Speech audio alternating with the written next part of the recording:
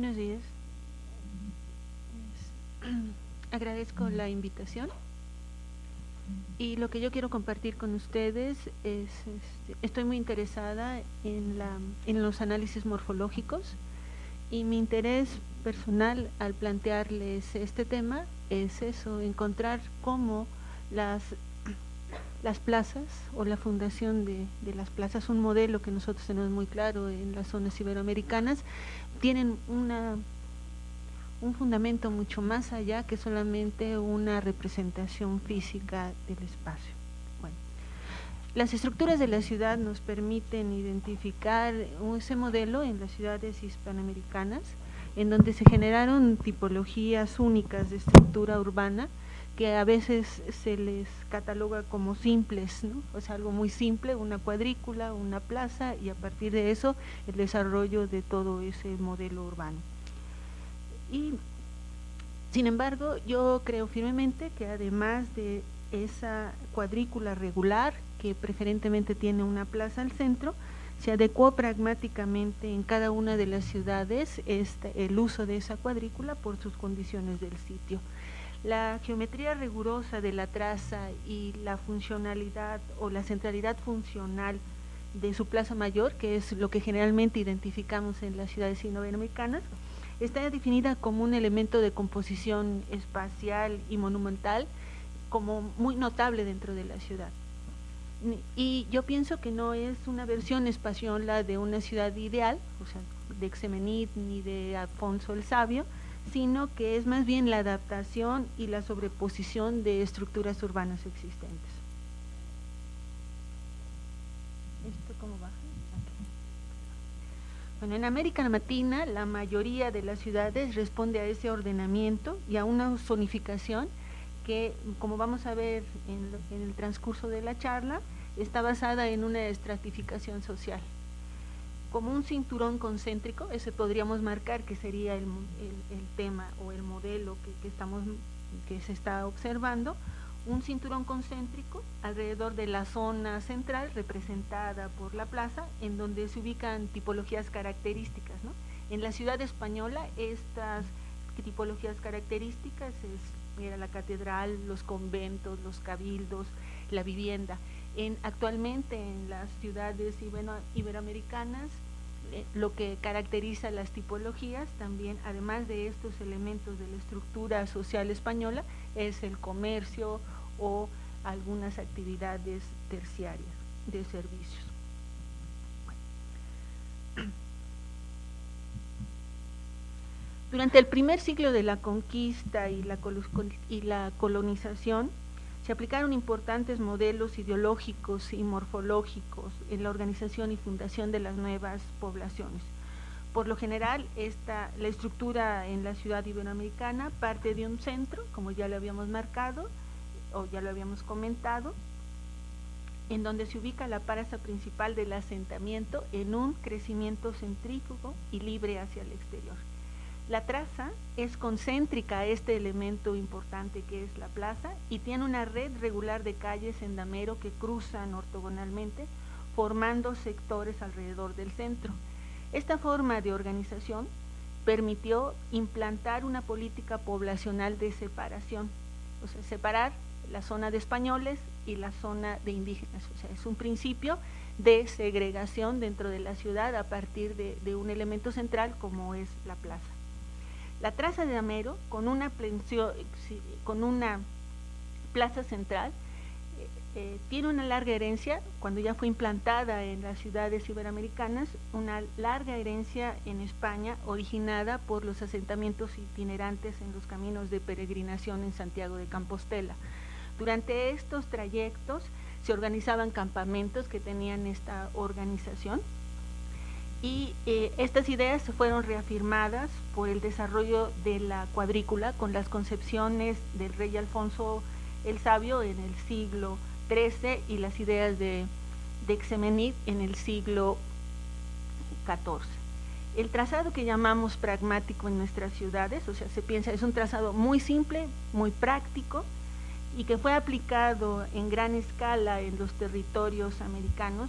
Ha sido denominado también como ajedrezado o de cuadrícula diferenciada y en él se refleja el pragmatismo y el utilitarismo que caracterizó a la conquista. Hay que mencionar que a pesar de esta aparente unidad conceptual, o sea, es una cuadrícula sobrepuesta en diferentes ciudades iberoamericanas, en la ciudad colonial hispanoamericana es posible individualizar aspectos culturales, legales, religiosos y organizativos que confluyen en modelos ideológicos y morfológicos que proveen a todos estos espacios de características únicas. Bajo las premisas anteriores que les acabo de comentar, quiero compartir esta comparación, la comparación del uso de la plaza para jerarquizar, estratificar y articular el espacio urbano en 3 ciudades iberoamericanas. Una sería la ciudad de Quito, otra la ciudad de Cusco y finalmente la Ciudad de México. La forma en la que yo elegí estas 3 ciudades fue, las 3 presentan un trazado muy claro a partir de una traza central.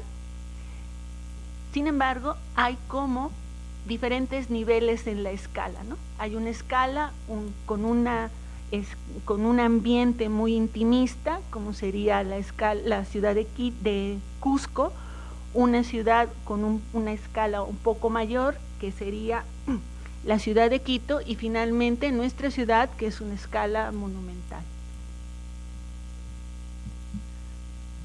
Cusco, ¿no? Cusco.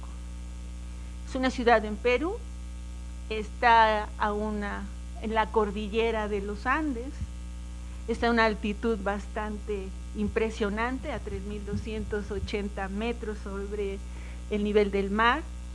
Se le identifica como la ciudad histórica de Perú y debido a la gran cantidad de monumentos que posee, suele ser denominada la Roma de América.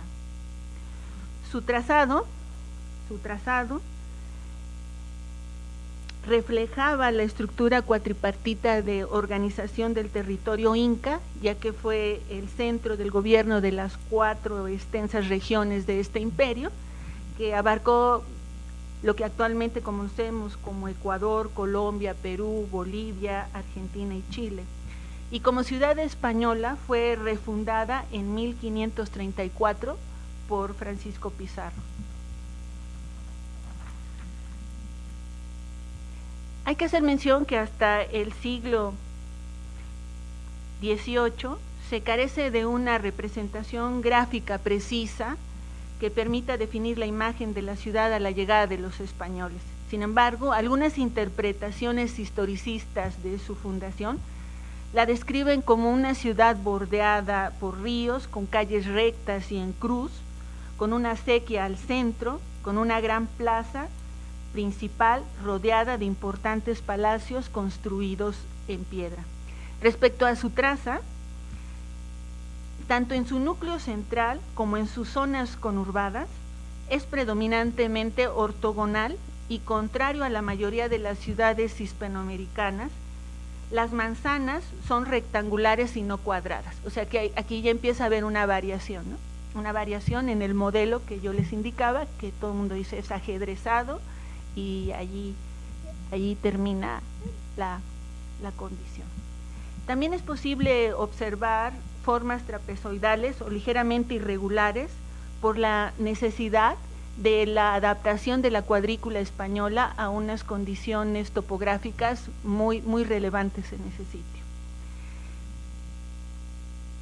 En la traza de la zona central también destaca ejes convergentes que confluyen en la unión de 2 avenidas importantes de la ciudad, cuyo trazo corresponde al antiguo cauce del río canalizado alrededor de 1900 y que sirvió de referencia para que de forma paralela se diseñara la forma del ferrocarril. Esta ferrocarril o este trazo lo ven ustedes serpenteando y tronó toda esa traza de cuadrícula bastante sui generis que tiene esta ciudad.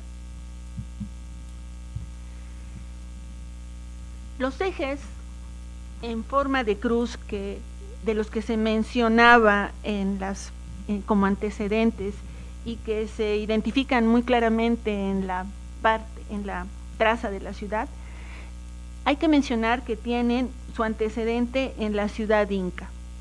La gran plaza central, que posteriormente fue recortada y reducida en los tiempos coloniales, estaba dividida en dos mitades, lo que se le conocía como Huaypata al este y Cusipata al oeste, y constituía el lugar central donde confluían los caminos de los cuatro suyos, o sea, de estos cuatro extensas regiones del imperio. O sea, hay que recordar que Cusco en quechua significa el ombligo del mundo, y esto tiene un simbolismo muy importante en este cruce de caminos de las cuatro extensas regiones del imperio inca. La plaza también se dividía en dos mitades, Hanan, o lo que ahora se conoce como el Cusco Alto, al norte, y Jurín, o Cusco Bajo, hacia el sur. Esta fragmentación de la ciudad correspondía físicamente con la división social en los linajes de la nobleza inca. La plaza noble es un elemento que se repite en el urbanismo andino como una concepción innegable, ideológica e informal, con aspectos relacionados al sistema dual social y territorial incaico. En la cosmovisión de los incas existen tres niveles: el nivel del jana, o sea, el mundo como superior, nosotros nos encontraríamos en el intermedio, y el mundo bajo, o el mundo, no es un inframundo, pero sí es un mundo bajo, y lo que la cosmovisión andina indica es que nosotros somos el elemento entre las conexiones entre estos dos mundos, ¿no? Entonces, la plaza incaica tenía esta referencia importante. En la traza, adicionalmente, se observan ejes convergentes que refieren el sistema seque. Este sistema fue utilizado por los incas para referirse o para tener una dirección en elementos naturales que consideraban sagrados. Entonces, vean ustedes, la traza toda tiene esta cosmovisión andina, ¿no? Este método representaba los recorridos rituales que partían de un núcleo cuadrangular, en este caso representado por la plaza, y por tanto, en la ciudad inca, adicionalmente a la cuatripartición de los suyos, donde confluían los caminos del imperio, y a esta bipartición entre mundo del cosmos y el mundo inferior, también se le incorporaba un esquema tripartito que dividía estos espacios en una división social tripartita que existía en el imperio inca. El Collana para la población indígena, el Payá para una población nobiliaria, y el Callao para la población, para los sacerdotes. En Cusco, uno de los ejes parte del templo de Santo Domingo, o Curincaya, que en los tiempos incaicos fue el principal santuario dedicado al sol. Otros de estos ejes, desde el antiguo cruce de los dos ríos, y desde ahí se dispersan a otros ejes que se dirigen a lugares sagrados de diversa índole natural, como los nevados, rocas y manantiales. Lo que este análisis demuestra es la profundidad o la relación tan profunda que existía en el asentamiento y la concepción del espacio público y del espacio urbano con relación a una cosmovisión. Idea que se ha perdido, ¿verdad? Que se ha perdido sobre todo en los desarrollos urbanos actuales, ¿no? O sea, no se tiene esa concepción. Se genera los espacios como un modelo solamente de sobreposición, pero no se refuerza este modelo físico con toda esta cosmovisión o este simbolismo en la organización del espacio.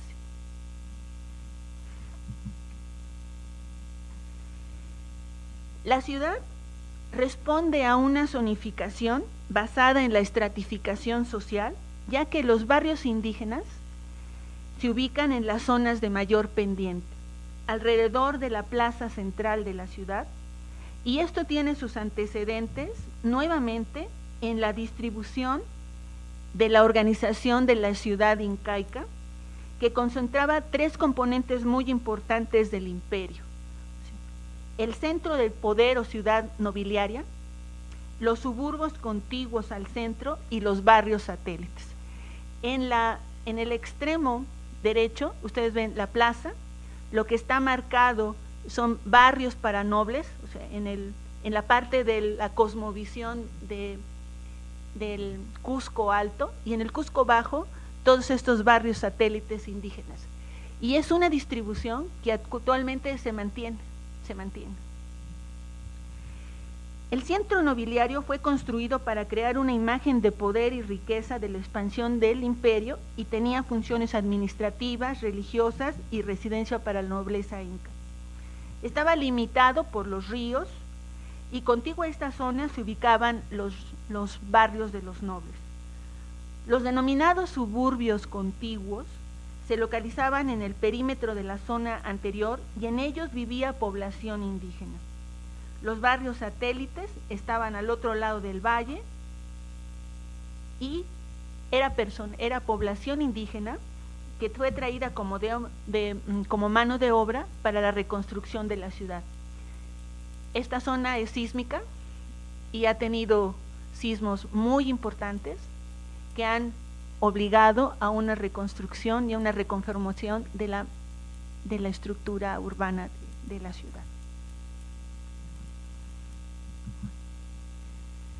En relación a los espacios abiertos, la estructura urbana presenta una jerarquía de espacios que ayudan a articular los distintos componentes de la traza, que tiene como función principal la integración social. El patio doméstico, que integra a la familia, es el más pequeño de este sistema. Es hacia él que se abren las salas y las habitaciones de la vivienda, tan cerrada en el exterior. El último nivel, la plazoleta del barrio, asociada a la iglesia parroquial, es el segundo nivel de espacios abiertos, y entre otros ejemplos podemos citar las plazoletas de Santa Ana, San Cristóbal, San Blas, Belén, Santiago y la Almudena. En estos espacios se realizan las fiestas religiosas y en muchos casos un mercado semanal, que está contiguo a las zonas de habitación, que aunque sobre las fachadas se ve cerrado, o sea, tiene una comunicación con los patios interiores de la vivienda, entonces empieza a generarse ese sistema de organización de espacios abiertos. El último nivel del espacio abierto es la plaza comunitaria, que congrega a toda la población urbana durante las grandes fiestas religiosas, cívicas y de juegos, como la plaza de armas y el regocijo.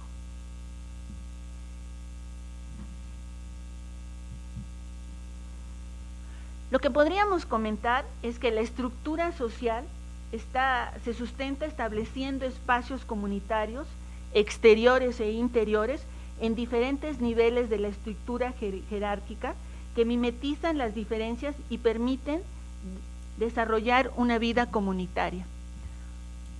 Esta aparente segregación que yo les comentaba en la traza, en donde es perfectamente identificable donde vive población indígena, donde vive población mestiza, se mimetiza en este sistema, a través de este sistema de espacios abiertos, ¿no? O sea, eso nos lleva a concluir la importancia de la organización de los espacios abiertos para la cohesión social y la vida comunitaria, y la mimetización de las diferencias socioculturales en una población.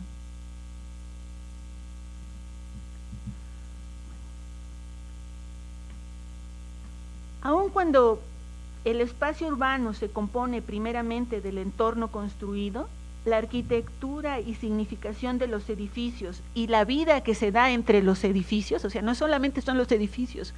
Yo vuelvo a retomar la idea de la exposición anterior, o sea, no es solamente la infraestructura, ¿no? no es la infraestructura, es la vida que se genere entre los edificios, lo relevante, es lo que determina el comportamiento y la interacción social y espacial de los espacios. Cuando los ambientes exteriores son de poca calidad, solo se llevan a cabo actividades estrictamente necesarias. Cuando las condiciones físicas son mejores, se promueve la apropiación y atribución de los significados de los espacios. Pero cuando me refiero a esto de condiciones físicas mejores, no quiere decir en buen estado o una de belleza estética relevante, sino me refiero a la generación de un sistema de movimiento a través de todos los espacios abiertos, ¿no? En donde juega probablemente las dimensiones de las calles, las aperturas o las secuencias sutiles entre cada uno de estos sistemas, ¿no? En torno a la plaza central de Cusco se tienen edificaciones razonablemente bajas y poco separados, con sitios de tráfico peatonal y buenas áreas para estar en la calle. Además, se tiene una relación directa con la vivienda, con los edificios públicos y con los lugares de trabajo. Por ello, es común en estos espacios ver gente yendo y viniendo, ya que los espacios exteriores son fáciles de usar e invitan a ello. Este sistema de plazas proporciona un escenario para la vida entre los edificios y para el desarrollo de actividades cotidianas imprevistas. Las transacciones suaves y fluidas que se dan entre las diferentes categorías de espacios públicos promueven la comunicación visual y facilitan el caminar. A partir de la plaza central se cuenta con una red peatonal que alterna calles y pequeñas plazas que provocan un efecto psicológico de hacer que las distancias a pie aparezcan o parezcan más cortas, ya que el trayecto se va subdividiendo de manera natural en etapas accesibles.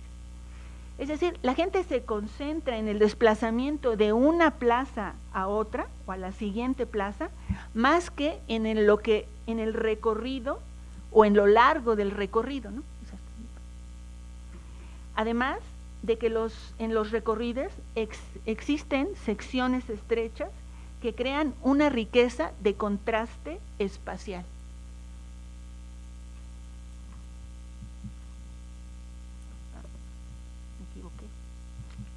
Nos regresamos a esto.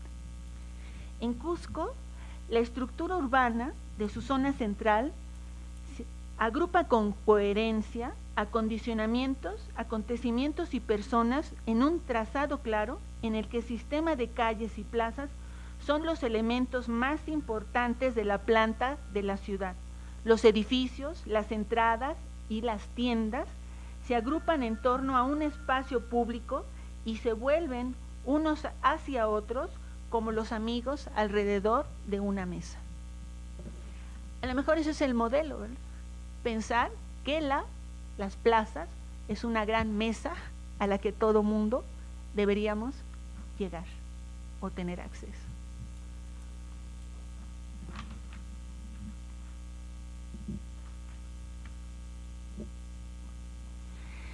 En Quito comúnmente se piensa que es una ciudad que se originó con una fundación española, o sea, inmediatamente se ubica que es una ciudad española del siglo XVI, sin embargo también tiene una vieja tradición de ocupación humana y también se sitúa a un costado de los Andes, una altitud también considerable de 2.800 metros y a pocos kilómetros de la línea equinoccial. La villa de San Francisco de Quito fue refundada por los españoles en agosto de 1534 y también había un asentamiento indígena inca. La tradicional cuadrícula del urbanismo colonial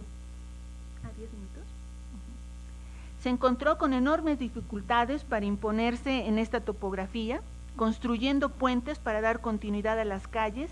Y al igual que en Cusco, su zona central, además de su plaza fundacional, cuenta con un sistema de plazas que facilita los recorridos peatonales. A principios del siglo XX, Quito se vinculó con el ferrocarril al puerto de Guayaquil, expandiendo su área comercial y acelerando la migración interna.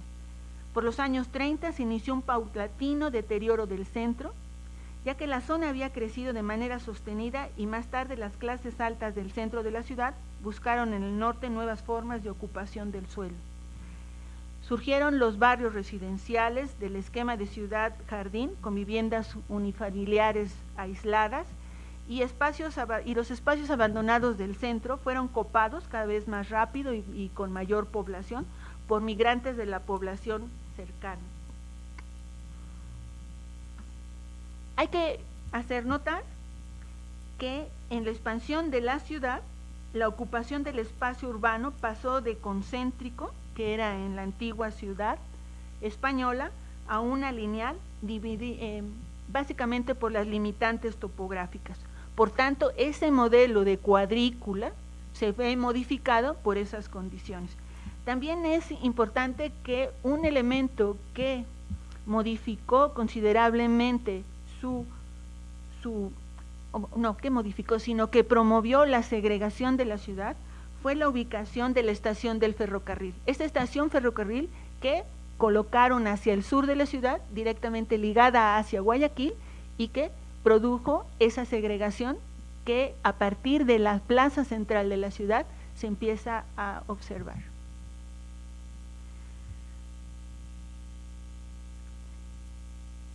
A partir de 1960, cuando el país entra en el boom petrolero, esta diferenciación, esta segregación es mucho más notable. O sea, el sur, trabajadoras inmigrantes, una calidad y una condición del espacio público y del espacio urbano, y el norte, o sea, con otra concepción de la ciudad. Y la plaza central como punto de relación entre estos dos.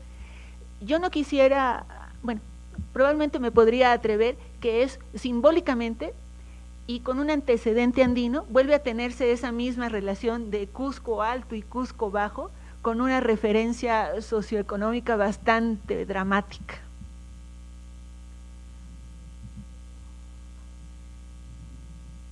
Bueno, la ciudad se encuentra entre dos sistemas montañosos y eso es lo que ha determinado su crecimiento. La concentración de población que habita y usa el centro histórico, los flujos peatonales masivos hacia paradas y terminales de transporte, son algunas de las características cotidianas de la ciudad histórica de la ciudad.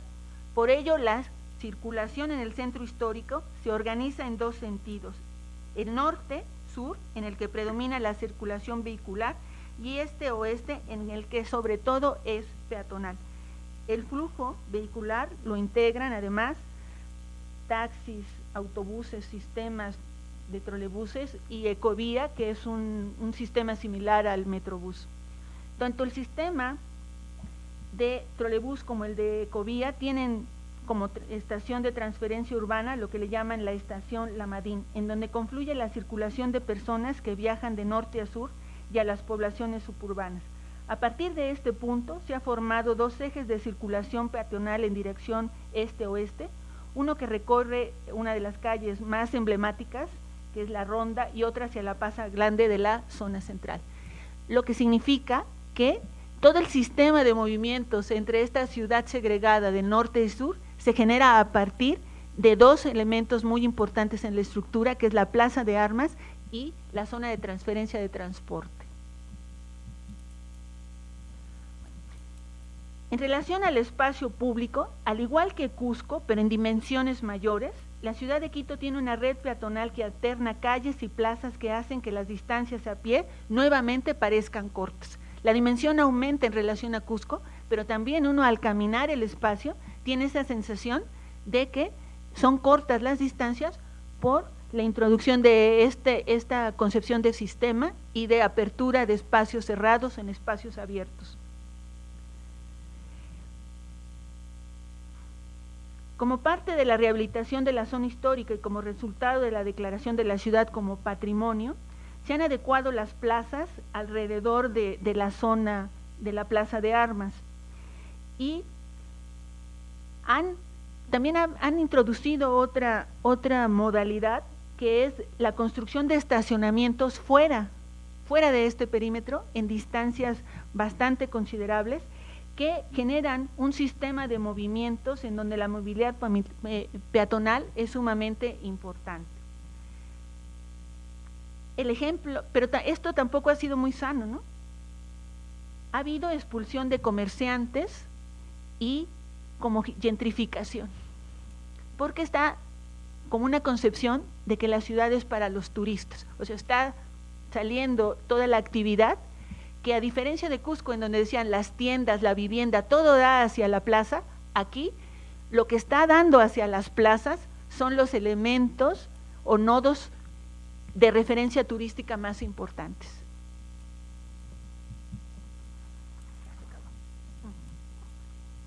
Bueno, en relación a la vida entre los edificios, vimos que también hay un trazado claro en que los espacios públicos son elementos muy importantes para la organización de la ciudad. Y también alrededor de eso se organizan o se agrupan todas los edificios públicos o las tipologías españolas características, pero las tipologías de vivienda están siendo transformados en hoteles. O sea, no hay nodos que generen movilidad. O sea, no es sano, esta condición no es sana.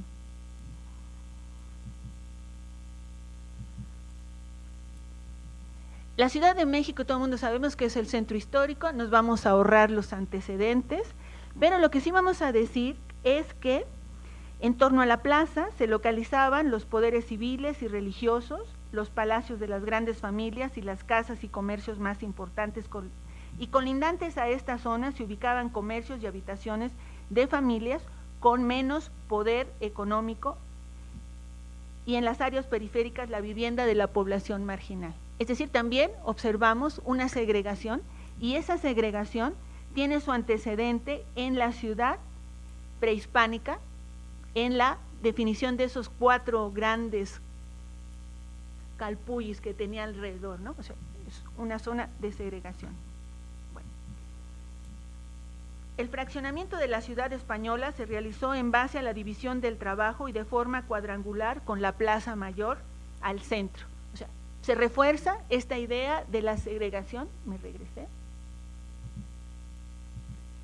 Se refuerza esta idea de la segregación. La división de 4 carteles era la herencia de la cultura local y se debía a la conformación estructural de la sociedad, y por ello la estructura urbana prehispánica fue un producto pragmático derivado de la convivencia diaria que permitía edificar en el espacio 3 tipos de plazas: la ceremonial, la civil y la de barrio. Por el contrario, la plaza novohispánica tiene un sentido fundacional que dio proporción en tamaño y estructura a la traza urbana a través de sus medidas y su proporción de manzanas, y por ende del tejido urbano de toda la ciudad. Aquí hay una primera gran diferencia, ¿no? O sea, en tanto las ciudades prehispánicas o las plazas fundacionales prehispánicas tienen un sentido comunitario y de organización de la comunidad muy importante, la plaza iberoamericana, o sea, o la imposición de la plaza española, tiene una función de proporción y, o sea, una función formal.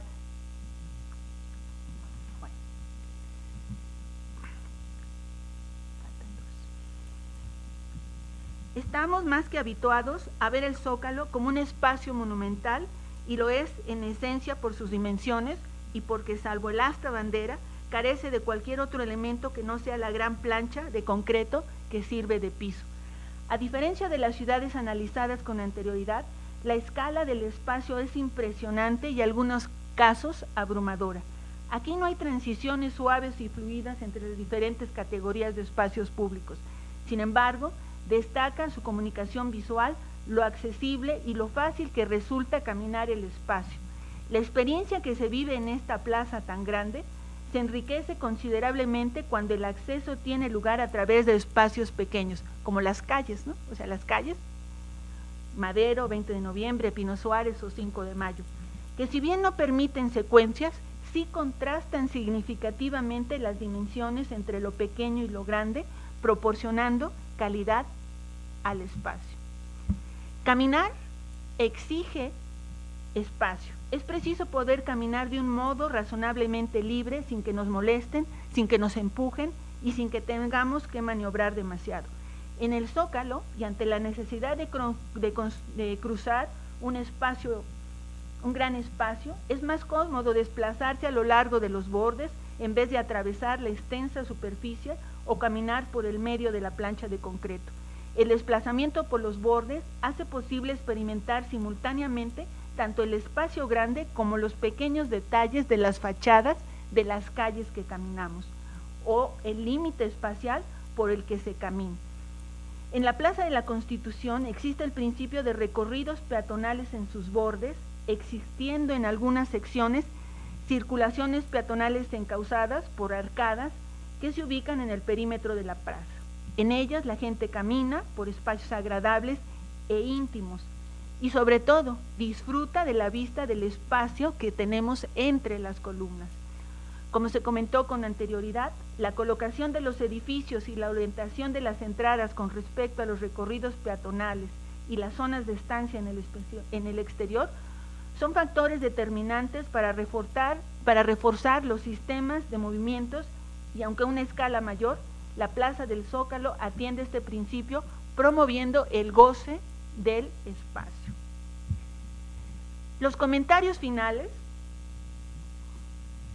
serían enfocados a, parece ser que una interrelación entre espacios públicos, un trazado claro, una secuencia de transiciones suaves y contrastantes, el tránsito lento, el diseño de zonas de transición, la colocación de edificios, la orientación de entradas interrelacionando el espacio público con los recorridos peatonales, el contraste entre lo pequeño y lo grande, el uso de los bordes, parece ser el modelo de las plazas que nos permiten gozar el espacio de manera eficiente y mimetizar esta estratificación que por cultura o por apropiación de modelos se da en los espacios, en las ciudades iberoamericanas.